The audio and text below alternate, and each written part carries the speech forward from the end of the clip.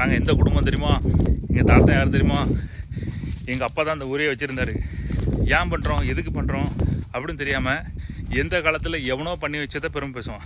நாங்கள் எந்த ஜாதி தெரியுமா, எந்த பரம்பரை தெரியுமா, உன் ஜாதி என்ன ஜாதி பரம்பரை என்ன ஜாதி இல்லை, நீ என்ன பண்ணிக்கிட்டு இருக்க, நீ என்ன பிடுங்கின அப்படின்னு தான் முக்கியம். உன்னை பற்றி உன் பிள்ளைங்க உன் பேர பிள்ளைங்க பெருமைப்படுற மாதிரி என்ன செஞ்சுருக்க. எப்போவும் எதுவும் படிக்கிறதுக்கு ரெடியாக இருங்க. எனக்கு இது தெரியாது, நான் இன்னும் கற்றுக்கணும், தெரியாத விஷயத்த கற்றுக்கிறதுக்கும் ரெடியாக இருங்க. எவ்வளோ வருமானம் இருக்கோ அந்த வருமானத்துக்கு மேலே செலவு பண்ணி படிச்சிடாதீங்க, அது நம்மளை மாட்டி விட்டுரும்.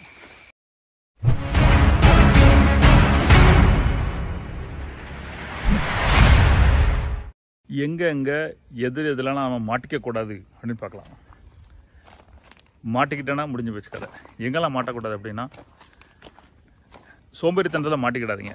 எங்கேயாவது நமக்கு ஒரு பெரிய ஆப்பர்ச்சுனிட்டி கிடைக்கும், அந்த ஆப்பர்ச்சுனிட்டியை வந்து நம்ம பிறகு பண்ணலாம், அன்னைக்கு பண்ணலாம் அப்படின்னு சொல்லி யோசிச்சுருப்போம், பார்த்தா கைவிட்டு போயிடும். அது மட்டும் இல்லாமல் இந்த சோம்பேறித்தனம் நம்மளை வந்து எல்லா விஷயம் செய்ய விடாமல் மாற்றிடும், நம்மளை மாட்டி விடும், நெக்ஸ்ட் டைம் போக விடாமல் பண்ணிடும். ஸோ சோம்பேறித்தனத்தில் மாட்டிடாதீங்க, ஆப்பர்ச்சுனிட்டி கைவிட்டு போயிடாதீங்க.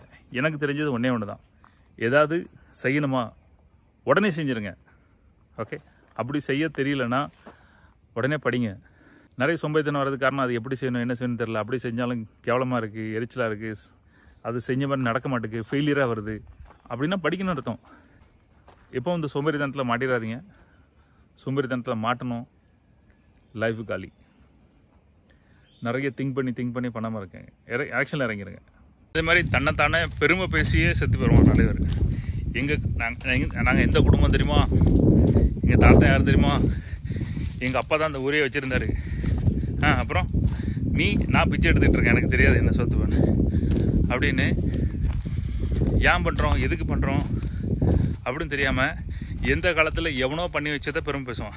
அன்றைக்கி ஜாதி, நாங்கள் எந்த ஜாதி தெரியுமா, எந்த பரம்பரை தெரியுமா, உன் ஜாதி என்ன ஜாதி பரம்பரை என்ன ஜாதி இல்லை, நீ என்ன பண்ணிக்கிட்டு இருக்க, நீ என்ன பிடுங்கின அப்படின்னு தான் முக்கியம்.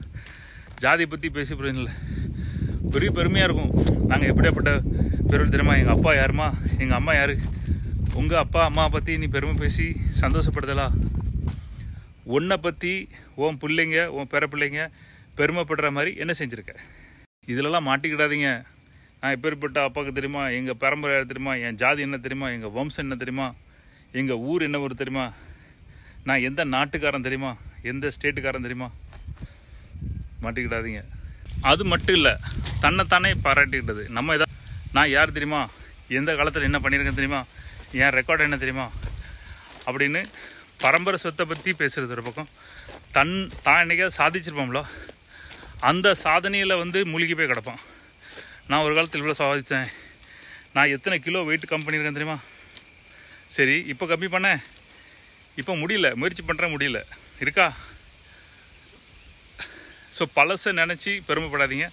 இன்றைக்கி என்ன பண்ணுங்க, நம்ம பழசு பண்ணோம், திரும்ப பண்ண முடியுமா, முதல்ல ஃபைட் பண்ணோம், இப்போ பண்ண முடியுமா, முதல்ல ஹெல்த்து கண்ட்ரோல் இருந்துச்சு, இப்போ கண்ட்ரோல் இருக்க முடியுமா, கண்ட குப்பையெல்லாம் தின்னு நம்ம கண்ட்ரோலில் கொண்டு வந்துட்டோம், ஆனால் இப்போ கண்ட குப்பையெல்லாம் தின்னு கண்ட்ரோலில் கொண்டு வர முடியுமா. இப்படி பழைய பெருமைகளை நினச்சி அதில் சந்தோஷப்பட்டுறாதீங்க. இப்போ என்ன பண்ண முடியும் அப்படி பாருங்கள். பழமையிலே வாழ்ந்து இதில் அட் த சேம் டைம் எப்போவும் எதுவும் படிக்கிறதுக்கு ரெடியாக இருங்க.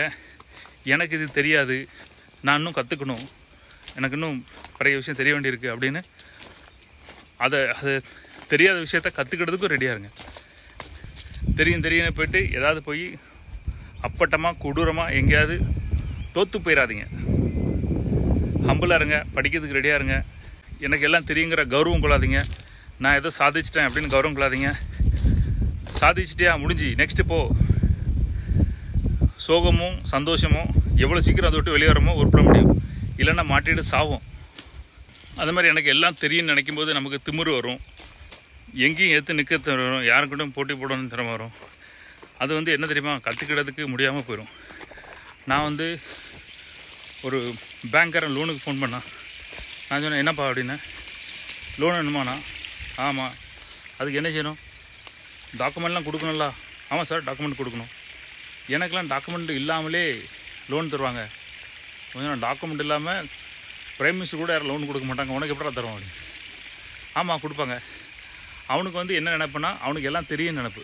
நான் சொன்னேன், நான் வந்து பேங்க் ஒரு ஃபோன் பண்ணனா எனக்கு வந்து லோன் எடுத்து போட்டுறாங்க, எனக்கு பணம் அனுப்பி விட்றாங்க அப்படின்னு. அது எப்படி? மேகம் அழகாக போகுது பாருங்கள். மேகம் தெரியுதா கேமராவில்? இல்லையா? ஓகே. ஓட தண்ணி வரையா? ஓகே. ஸோ வந்து நமக்கு தெரியும் நினச்சினா நான் மாட்டிக்கிடும். தெரியும் நினச்சி உள்ளுக்குள்ளே வந்துடாதீங்க. அந்த கௌரவம் வந்து நமக்கு வேண்டாம். அந்த திமிரில் பேசுவோம். அப்புறம் தானே டே என்கிட்ட நிறைய அப்ரூவ்ட் லோன் இருக்குடா, நான் ஒரு ஃபோன் பண்ணி ஓகே என் அப்ரூவ்ட் லோன் இருக்குல்ல போட்டு விடுங்கன்னு ஒரு ஃபோன் பண்ணால் எனக்கு பணத்தை போட்டு விட்ருவோம். ஓ அப்ரூவ்ட் லோனா வேற நொன்ன. நான் என்ன சொன்னேன், ஒரு ஃபோன் பண்ணால் எனக்கு பணம் போட்டு விடுவான்னு சொன்னேன். எனக்கு சிபில் ஸ்கோர் நல்லா இருக்குது, என் பேர்லாம் பேங்கில் நல்லா இருக்குது, அதனால் அவனுக்கு சொன்னால் எனக்கு பணம் போட்டு விட்ருவான். புரியுதா என்ன சொன்னேன்? அது மாதிரி நமக்கு எல்லாம் தெரியும் அப்படின்னு கௌரவத்தில் இருக்காங்க. தெரியும்னா நம்ம கத்திரிக்காய் மாதிரி நம்மளை போட்டு வெட்டி ஊறு போட்டுருவானே. பிஞ்சு கத்திரிக்காய் இன்னும் வளரட்டும் வளரட்டும், அதாவது ரொம்ப பிஞ்சாக இருக்கணும், கொஞ்சம் பழத்தாலும் வெட்டிடணும். அந்த மாதிரி எனக்கு எல்லாம் தெரியும் அப்படிங்கிற கௌரவத்துக்கு போகாதீங்க. இது நம்மளை மாட்டிடும், வாழ விடாது, ஜெயிக்க விடாது, தற்பெருமை சொல்லி முடிச்சிடும். அதே மாதிரி எல்லாத்தையுமே உண்டு இல்லை இதுதான் சரி இதுதான் தப்பு அப்படின்னு ஒரே சைடு சாஞ்சிடாதீங்க.